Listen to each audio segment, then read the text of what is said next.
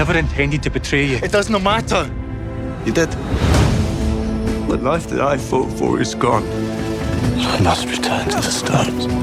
What if everything you thought was safe, your love, your loyalty, your future, was suddenly thrown into chaos?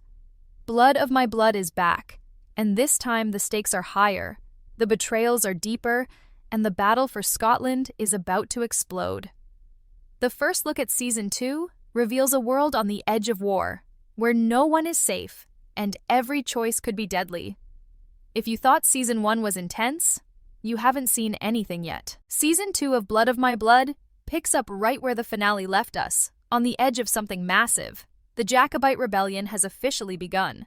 Fiery crosses burn across the Scottish hills, calling clans to arms, and Brian Fraser stands at the center of it all.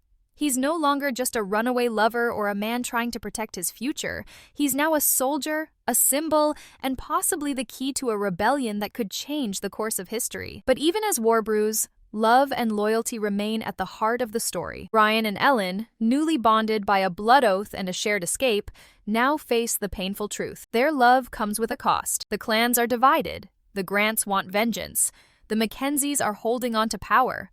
And as the drums of war grow louder, trust is quickly becoming a rare and dangerous thing. Brian returns to the Highlands with Ellen, hoping for even a moment of peace before the war fully erupts. But peace is a fantasy. Malcolm's death hasn't been forgotten.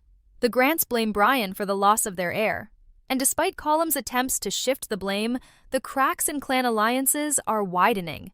The tension between clans isn't just political, it's personal. Old grudges, broken promises, and shifting allegiances threaten to destroy any hope of unity. Even within the Mackenzies, there are whispers of rebellion, secrets that could bring down their strongest warriors from the inside. And as Brian tries to rally men to the Jacobite cause, he realizes that being a leader means making choices that could haunt him forever. Meanwhile, far from the battlefield, the story across time takes a dark turn. Julia and William may have crossed through the stones, but Henry hasn't. He's trapped in a world he doesn't understand, with a war he never meant to join.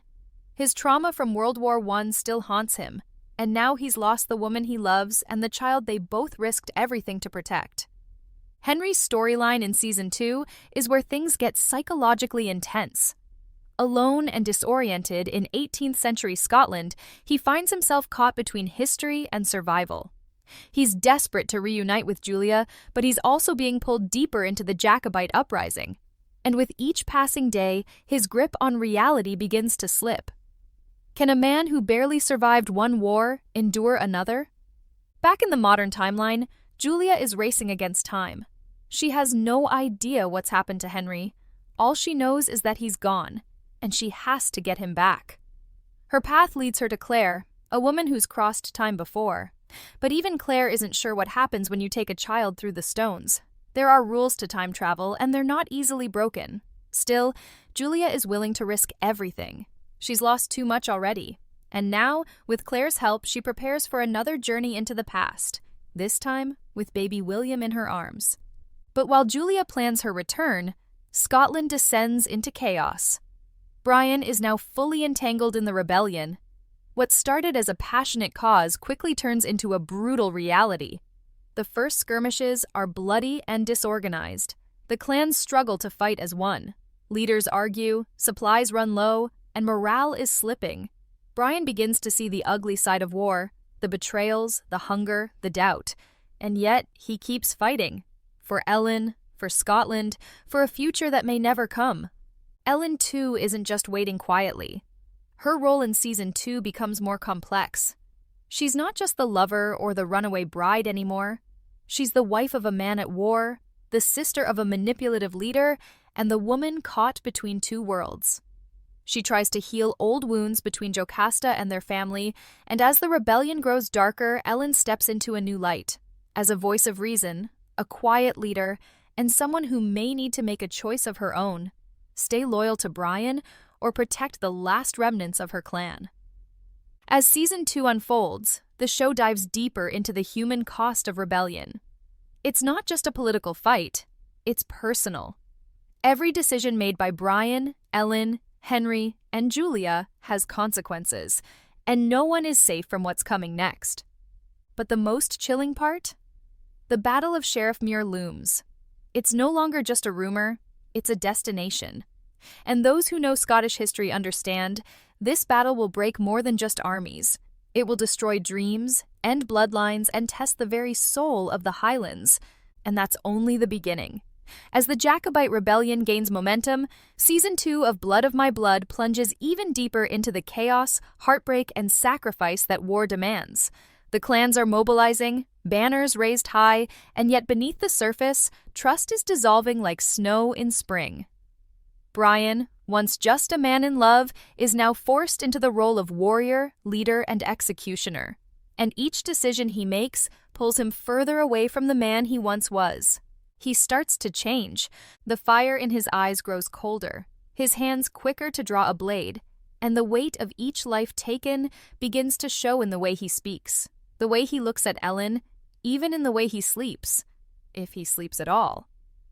Season 2 does not romanticize war. It shows its brutal truth. There is blood, betrayal, and loss. But there is also the question, how much can one soul endure before it breaks? Meanwhile, Ellen tries to hold on to her love for Brian, even as she watches him slowly become a stranger. She's determined to support him, to protect what little peace they've carved out together, but it's not easy, especially when her brother Colum still plays his political games in the shadows. He may not wield a sword, but his words are often sharper. And while he claims to want peace, Colum never forgets power. Season 2 shows him at his most cunning yet. The fragile alliances between clans are cracking. Secrets from Season 1 come back with sharp edges. We'll learn more about Dual, now married to Maura Grant, not out of love, but out of strategy.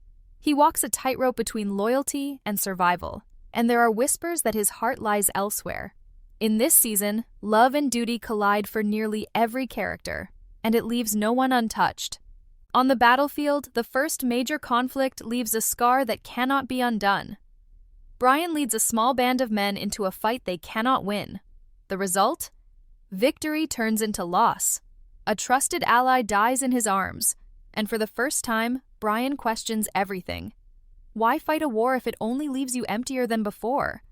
But there's no time for grief. As winter approaches, the rebels prepare for the Battle of Sheriffmuir, a clash that will change everything. Tensions build episode by episode.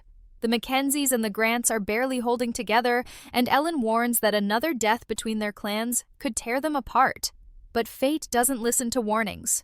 It only listens to blood. Across time, Julia and Claire return to the 18th century, risking everything to find Henry. The moment Julia sets foot in the past again, everything feels different. The world is colder, harder, and more dangerous. And finding Henry won't be as easy as she hoped. Rumors reach her ears of a stranger who fell from nowhere, who speaks strangely, and who fights with a kind of fear only a modern soldier would understand.